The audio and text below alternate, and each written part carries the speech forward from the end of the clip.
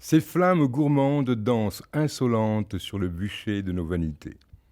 L'incendie qui a ravagé les entrepôts à bois, appelés Paklamba et Apikine, a un aspect tragique. Mais sa survenue est désespérante de banalité. Parce que, à bien réfléchir, connaissant les lieux et leur configuration, osons le dire tout net, bordélique, on savait qu'une catastrophe s'y produirait et on ne savait juste pas quand.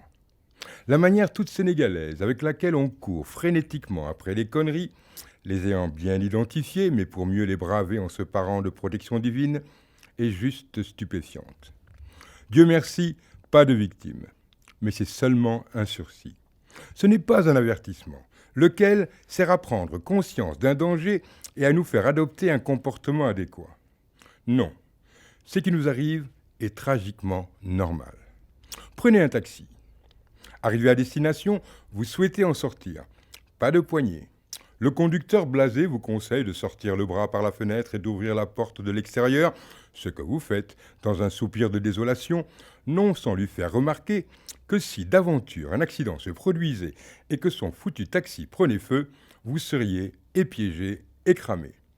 Et lui, ne doutant de rien, se fend d'un mare d'Italie. En langage normal, cela veut dire que Dieu nous préserve. Ben voyons, il n'a que ça à faire, Dieu. Servir de garçon commissionnaire à des écervelés irresponsables de tout, persuadés que leur bismillah leur tient lieu et d'assurance et de viatique.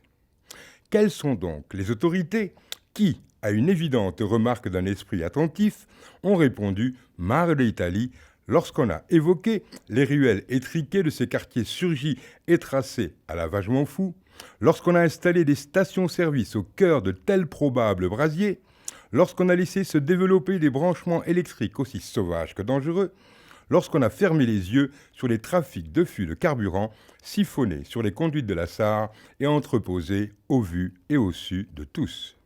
Ce cocktail explosif, c'est bien nous qui l'avons concocté, à coups de ponce pilatisme et de complicité administrative qui ont permis de construire des entrepôts de produits inflammables sur des câbles souterrains de la Sénélec à proximité de lignes à haute tension, sans sourciller, du moment que, machallah, Dieu est grand et que le marabout qui est peint sur l'enseigne veille et éloigne tout accident d'un mouvement de turban.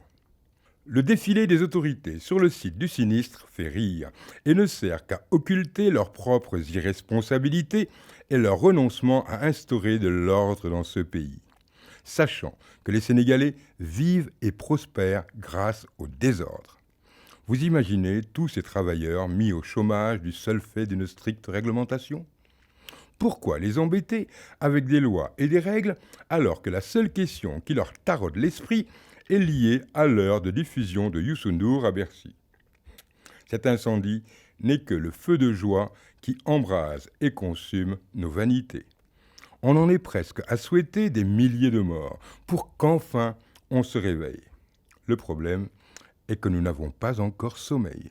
Et comme le chante Stromae, alors on danse, tum tum, tum tum, tum tum, alors on danse, tum tum, tum tum, tum tum, alors on danse.